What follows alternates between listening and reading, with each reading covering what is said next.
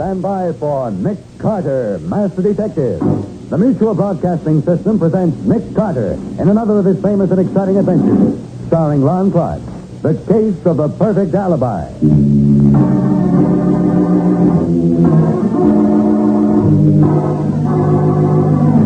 Patsy, what's the idea of phoning me here? What's up? Well, Nick, you've got to come to the hotel right away, room 411, and bring that box with you. Oh, why, Patsy? What's the matter? I can't tell you, but don't say anything to Chief Brody. If you do, Patsy, something's wrong. What is it? No, nothing's wrong. Only... Don't tell me. They're going to... Patsy! Patsy!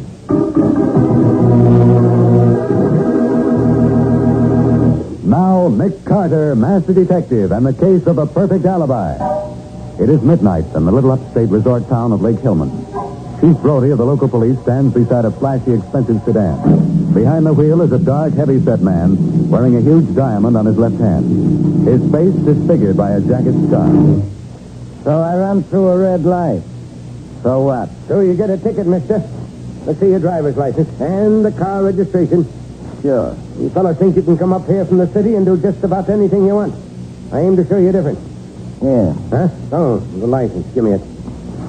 Robert J. Crane, huh? Hey, you ain't one of the Crane brothers that's mixed up in all them rackets down the city, are you? Am I? Sure you are. Remember last year when that brother of yours got sent to the electric chair for killing an officer? And from what I hear, this fellow Winston's going to get you and the other one before long, too. Yeah? Yes, and good riddance, I say. You take my advice, mister, you'll get out of this town fast. As soon as you've paid your fine. We don't want your kind around here.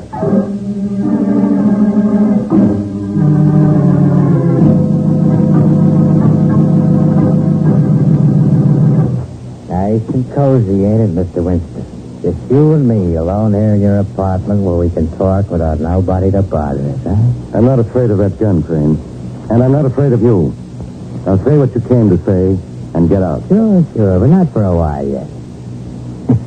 This ain't much of a dump for a big shot like you to live in. The DA's office don't pay the special prosecutors so good, huh? I'm satisfied. You like working for glory, huh? I'm working for the satisfaction of wiping out such scum as you, Crane. Murderers and racketeers.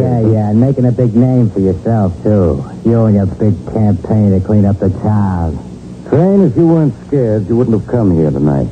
But it won't do you any good. I'll get you and the rest of your mob, just as I got that gun-crazy kid brother of yours. That's what I come to talk about, Mr. Winston, my brother Johnny. He was a killer, and he got what he deserved. The chair. Yeah, you sent Johnny to the chair just 1 year ago tonight, just at midnight. Now, do you know why I'm here? No? Why? It's 1 minute to midnight now, Mr. Winston. And when that clock starts to strike, I'm going to send you the same place you sent my kid brother. You can't bluff me. Why, every cop in town... Cops? You know what I think of cops? I'll show you. Pick up that phone if you want to. Go on, call the cops. See if they can help you. What is this, a trick? Go on, call them. All right, I will. Operator, give me the police, quick. It's midnight, Mr. Winston. Hello, this is Special Prosecutor Winston. Send... Rocky...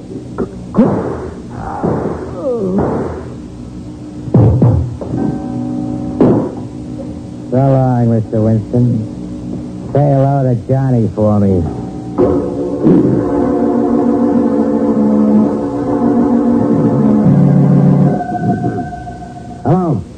Hello, this is Sergeant Matheson, homicide. Send out a call for Rocky Crane, suspicion of murder. Send a couple of boys to every one of those gambling houses he owns. And send a couple to his apartment. Notify the radio cars to watch out for a 1949 Cadillac sedan. Light gray and loaded down with chromium. License number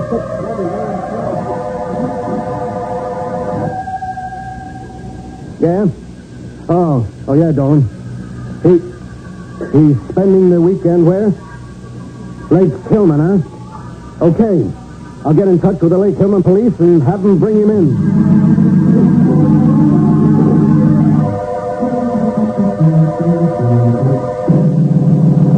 Look, Sarge, what's the idea of dragging me back to town in the middle of the night? Take a look out the window, Rocky. It's morning now. The sun's coming up. So what? What's the beef, Sarge? You were picked up just as you got out of your car in front of the Lake Hillman Hotel. at exactly 13 minutes to 2. That's right. Where had you been? Just out for a little ride. Why? I'll say you'd been out for a ride. You rode back here to the city, bumped off Leonard Winston from the DA's office, You and then mean somebody knocked off Mr. Winston? Well, now, ain't that too bad? It's too bad for you, smart guy. You hated Winston because he sent your brother to the chair. You swore you'd get him for it. Did I, son? Yes, you did. Well, you know how it is. And Winston was making things hot for you now, too. In another month, he'd have closed up every one of those gambling houses of yours and run you out of town. He couldn't have proved nothing on me. Sure, I'm glad he's dead, but I didn't do it. Look, you can't lie out of this one, Rocky. Winston called headquarters just before he was killed. He started to say your name. Besides, I wasn't anywhere near the city last night. Oh, no? You're going to have a tough time making the jury believe that. Sarge, it ain't gonna be tough at all. What? Take a look at this. What is it? It's a ticket for running through a red light in Lake Hillman, 150 miles from here, Sarge. And look at the time on it. 12 o'clock midnight. 12 midnight? What? Why, that's the same time Winston was killed. Yeah, I know. And that traffic ticket proves I was 150 miles away when it happened. Now try to break that alibi, copper. Just try it.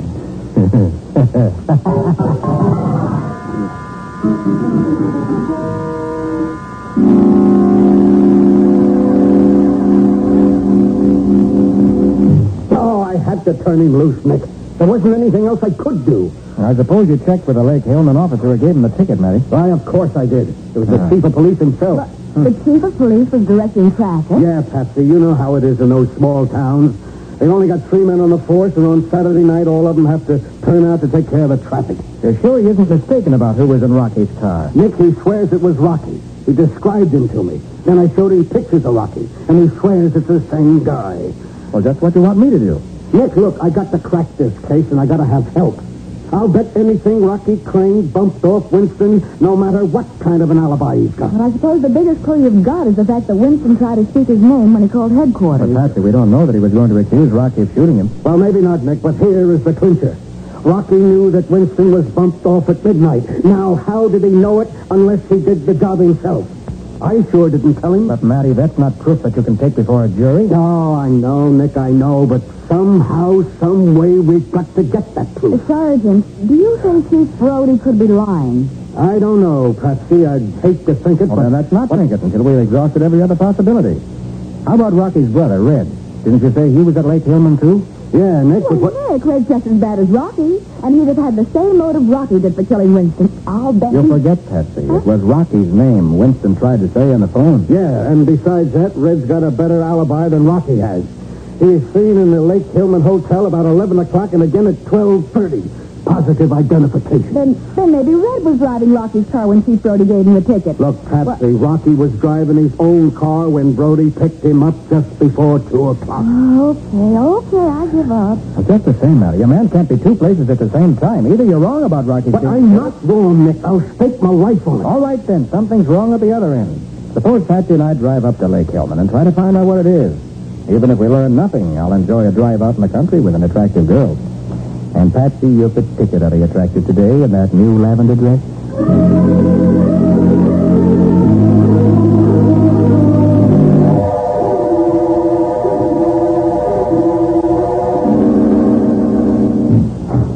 Rocky, Jesus, I'm glad to see you. I was afraid something had gone wrong. No, they turned me loose about 2 o'clock this afternoon. You know where you've been all this time? It's after 10 now. I went around to the club for a while. Get your stuff together, Red. I want to pick up the old man. Don't worry about him. I took care of that little matter myself this morning. You what? Sure. After the cops picked you up, this town was buzzing.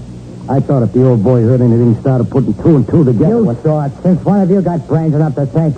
I said we dump him on the way back to the city, didn't I? Yeah, but suppose he'd have got wise. Suppose he'd gone to the cops. Yeah, maybe you were right at that. Yeah, sure I was. They had him meet me out at the edge of town. Never mind the blueprint. What about his stuff? His stuff? Yeah, his clothes and things. I guess they're still over at that crummy boarding house where he was staying. Why? You mean you didn't have him take all his stuff with him when he left? No, why make him think something was up? You dumb arse, you stupid fat-headed jerk. Take it easy, Rocky. What's they got there anyway? A couple of shirts, an extra pair of socks, maybe. And the box, bird brain. Gee, Rocky. I forgot about that. If the cops ever find that box and hook the old man up with us, we're sunk. I might have known you'd louse things up for me. I can get it back, Rocky. I can go over there right now. Then get moving. And listen, Red. Yeah. Get everything else that belonged to him. Everything. Let him think he skipped his room right and beat it. But don't let nobody see you. They ain't gonna see me. If they do, just make sure they don't talk about it. Make sure they don't never talk about that or anything else.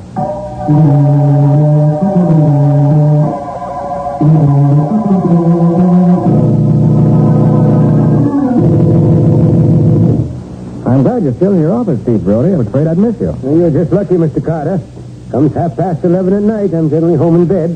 What's on your mind? Sergeant Matheson tells me you positively identified Rocky Crane as the man you gave a ticket to at midnight last night. That's right, Carter. But, Chief, the sergeant is just as positive that Rocky Kane killed Winston. Not at midnight last night, he didn't.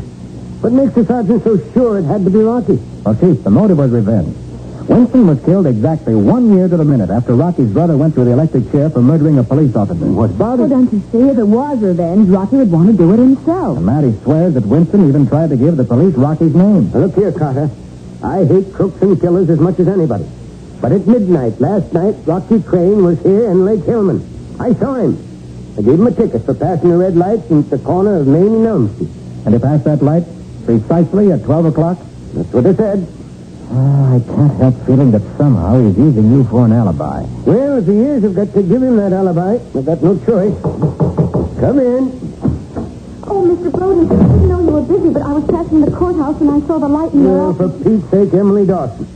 What are you doing out at this time of night? And all dressed up like it was Halloween? Oh, I'm just coming home from the junior class play. We gave Romeo and Juliet. I was the old nurse. You should have seen me. Alas, alas, my lady's dead. Oh, well a day. Oh, yes. I remember now. I meant to get to the play myself, but I've been so busy. Miss Bowen, Mr. Carter, this is Emily Dawson. Oh, how do you do? Emily. What's on your mind, Emily? Well, I'm worried about Mr. Worthington. Who's Mr. Worthington? Oh, he's one of our boarders. The only one we've got this weekend, and I haven't seen him since right after breakfast. Well, after all, Emily, it's not quite 11:30 yet. Maybe he went to a movie or even to your play. Oh, but he didn't. He promised faithfully he'd come to the play, but he wasn't there, and he never goes to the movies. He told me so. Well, I still wouldn't worry, Emily. Just because a grown man isn't home by 11:30. Oh, something's happened to him. I know it. I'll bet he's been hit by a car and he's lying in a ditch somewhere. His poor, sightless eyes staring up at the cold blue sky. Oh, Emily, stop acting. The show's over. Well, I don't care. He hasn't been home all day, not even for dinner. Well, there's still no reason And he promised faithfully to come to the play tonight. Now, look, Emily, Mr. Carter and me have got important things to talk about. Now, you run along home, forget about it. If this Mr. Worthington hasn't shown up by morning... I won't forget about it. And if you won't do anything, I will. Well, what can you do? I'm going to telephone the Crystal Club in the city and ask them to notify his folks.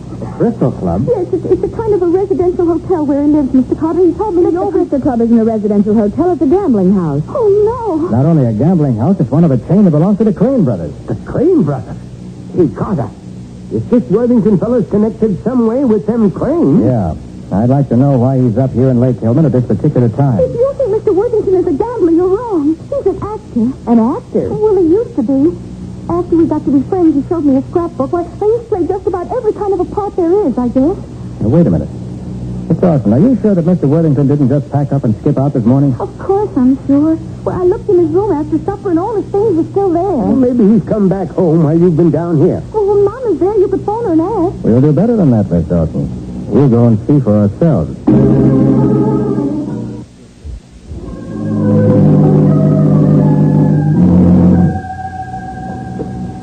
Thanks for calling me up, Susan.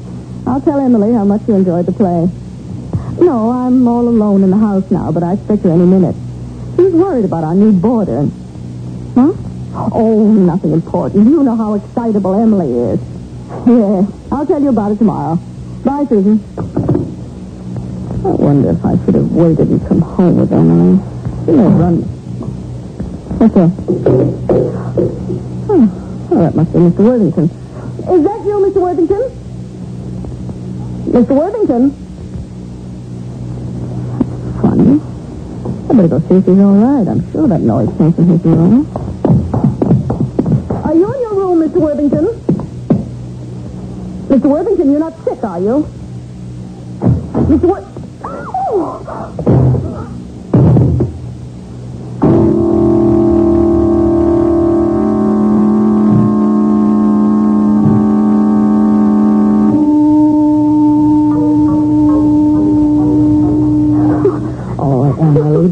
stop crying. The doctor says your mother's going to be all right. Then why is she still unconscious? She had a slight concussion from that blow on the head, Emily. In a few days, she'll be as good as ever. But why would anyone want to hurt Mama? She never did anything to anybody in all her life. And I'm afraid we'll have to blame your friend, Mr. Worthington, Emily. Mr. Worthington? I don't believe it. Oh, but don't you see, darling, he had some connection with those racketeers. He's such a nice old man. And just the same, I'll bet that when your mother regains consciousness, she'll tell us that she went into that room and found him sneaking his things out of the house. Well, Patsy, I'm more inclined to think that it was someone else.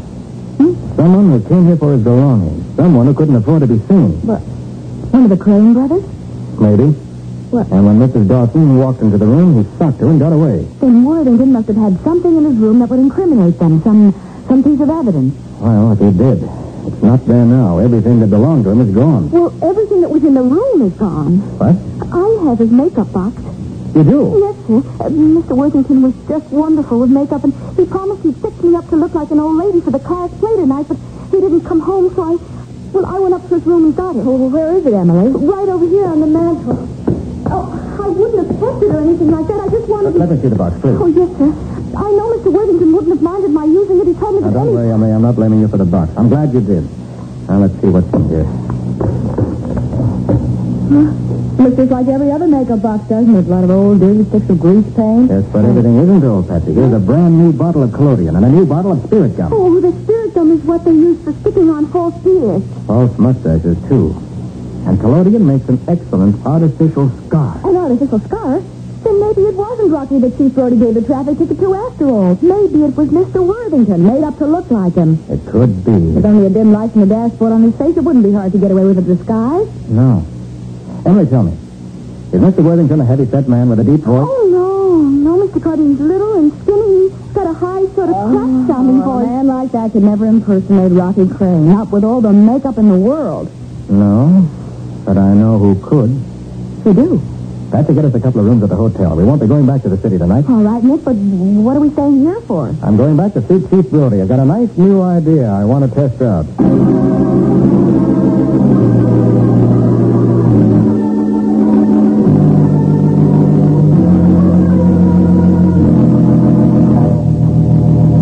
You dumb jerk. The one thing you should have gotten is the one thing you leave there. Oh, they tell you, Rocky, that box wasn't in its room. Then why didn't you search the rest of the house? I would have. But right after I slugged the old lady, I heard Carter and the two Kanes coming in. I had to beat it out the window. And Carter did find the box, you're sure of that? I told you, didn't I? I hung around outside to see what was going to happen. After about an hour, Carter came out with the box under his arm. I seen it plain under the streetlight. Okay, so he's got the box.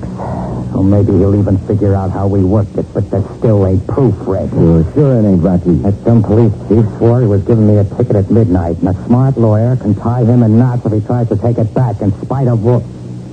Hey, wait a minute. Yeah? What, Rocky? You didn't touch none of that stuff in the box, did you? There ain't nothing there that might have your fingerprints on it, is there? Well, Come on. Did you touch anything or didn't you? Well, the old man had to make me up in the car, and a couple of times I had to hold things for him. That stupid idiot. Oh, Rocky, what's the matter? What's the idea of socking me like You that? know what you've done? You give them everything they want. You give them all the proof they need to send us both to the chair. Oh, we get the box back. How can we get it back? Tell me that, genius. Hey, that girl that works for Carter. What about her? She's right here in this hotel. She was at the desk signing up for a room when I come in. Look, Hold it. Maybe you got something. Yeah. It just might work. It's got to. Hey, you see? I ain't always so dumb. Get on that phone, Red. Find out what room she's in. Sure, Rocky. Then what, huh? Never mind. You get her room number. I'll take care of the rest.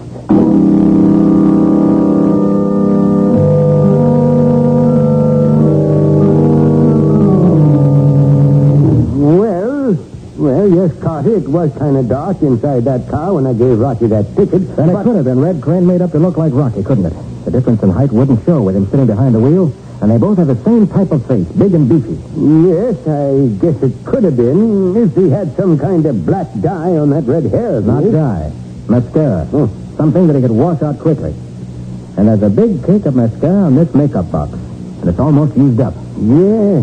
And with paint on his face to give him a dark complexion like Rocky's, and a false mustache, and that scar painted on with whatever it is. Collodion. Professional actors use it all the time. All right. right, so maybe it could have been Red instead of Rocky. But you don't have any proof that it was.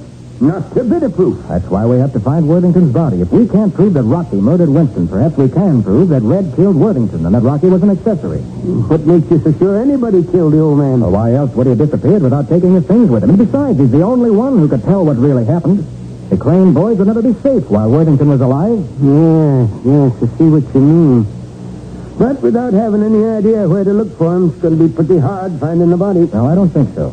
If they wanted us to think Worthington had run out, they'd hide the body where it wouldn't be likely to be found. Well, sure. There can't be too many places like that near here. No, I guess there ain't. But I can't do anything tonight. It's almost 2 a.m. Well, all right, morning will be all right. But get every man you can on the job. The sooner we get at it. Oh, for the love of Pete, what now? I want to get home and get to bed. Lake Hillman Police Station, Chief Brody speaking. Chief, this is Patsy Bowen. Oh, hello, Miss Bowen. Is Nick there? Just a minute. You, Carter? Oh, thanks. Yes, Patsy, what's up? Nick, you've got to come to the hotel right away. Room 411, and bring that makeup box with you. Oh, why, Patsy? What's the matter? I can't tell you, but don't say anything to Chief Brody. If you do, they'll... Hey, Patsy, something's wrong. What is it? What is it? Nothing's wrong, but... No, Nick, they're going to... Patsy, What's wrong, Carter? You're pale as a ghost. I don't know what's wrong. Let me have that makeup box. For sure, but what for? I'm taking it over to the hotel, to room 411.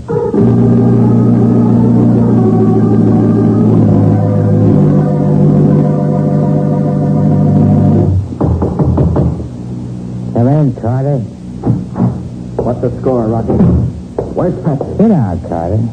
Put your gun away. I've got one, too, you'll notice. What have you done with her? Nothing yet. And she ain't here in the hotel, so don't get any ideas. Where is she? I told you to sit down in that chair right across the table from me. You heard her out. I haven't. She's with Red. If you do what I tell you to, I'll get him on the phone, and he'll have her back here in 5 minutes. Now, sit down. Okay. But I'm keeping my gun pointed right at your belt. For what? You won't use it. Because if something happens to me, I can't make that phone call. It'll be too bad for the little lady. What do you want? I want that makeup box under your arm. If I let you have it, you let Patsy go? Right away? Yeah, sure. Now hand over that box and put away that gun. And leave you sitting there with a gun pointed at me? Oh, no. The way things are now, we're even. I've got you covered and you got me covered. But I got an ace in the hole, don't forget. Your girlfriend. If I don't make that phone call in the next 15 minutes, Red will... You're going to make that call, Rocky. I'm betting my life and Patsy's life that you're afraid to shoot it out. You'll lose that bet, wise guy. I just as soon die this way as in the chair, and if I do, you go with me. Not if I shoot first. Even if you shoot first, look at the way I'm holding this rod, propped against the table lamp, pointed straight at you. I've already pulled the trigger, Carter. The only thing that's keeping the hammer from falling is my thumb. So what? So if you shoot me, my thumb lets go of the hammer and you get a bullet. Not only that, the girl will too. Red's got his orders. Doesn't look as though I have much choice, does it? No, Carter. I'm holding all the aces. But I'm holding the joker, Rocky. Keep away from that gun, Rocky. That's shot. Now I aimed at the gun itself. Your hand's only numb from the shot. What? One bet you overlooked.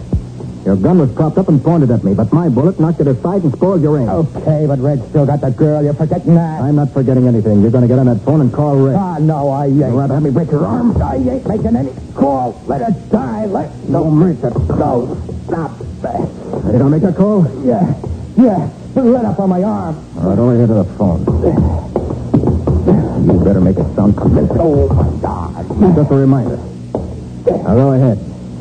And remember, one wrong move. I won't try nothing. Okay. Take up that phone. Hello. Des. Give me room 619. No, you were lying. She is here in the hotel. Yeah, Red. Spread your breath for Red. Hello, Red. It's Rocky. Yeah, everything's fine. I got it. You can let her go now. Don't argue with me. Do what I tell you. Tell him to come here. Alone. Red, get yourself over to my room fast. But let the dame go first. Yeah, right. But make it fast. Now let go of my arm. Sure, Rocky. I'm through with you for now. Now we have to get a reception arranged for your brother. When he arrives.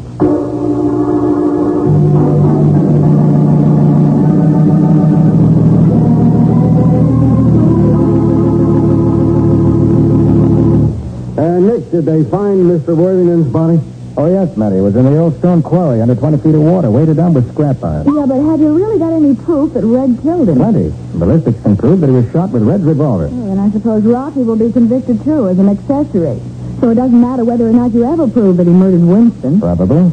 But I think we can prove it. Yeah, Nick? How? Red's fingerprints were on 2 of the sticks of grease paint in Worthington's makeup box. Those fingerprints are evidence that Worthington did a makeup job on Red. Uh-huh. Well, after that, it won't be hard to convince the jury that Rocky's alibi isn't worth a nickel. I wonder how they ever thought up such an idea. Well, Worthington was out of work, was broke. Yeah. We took a job as porter at the Crystal Club. Red found out he was an actor, and that started him thinking that Worthington's skill with makeup could be used to furnish Rocky with a perfect alibi.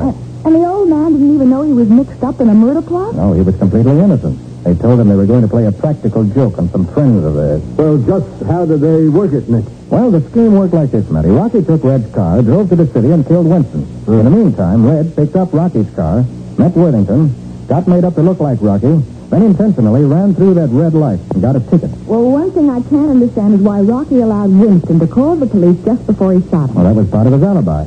Rocky wanted the police to know the exact time Winston was murdered, because that was the exact time Red, disguised as Rocky, was getting the traffic ticket. Yeah, but he even let Winston call out his name. Well, that was something Rocky didn't figure out. As soon as Winston identified himself, Rocky shot him. But Winston still had enough strength left to try to identify his killer. He was a brave man. Wish I could be like that. But, you know, when I opened the door to my room and saw Red standing there with a gun, I just froze. I was scared to death. Well, you weren't the only one, Patsy. I had cold chills, wondering if I was going to be in time to save you. Well, at least all this may give Emily Dawson an idea for the next high school play. Yeah? What's that? Another one of Mr. Shakespeare's little masterpieces. The one called All's Well That Ends Well.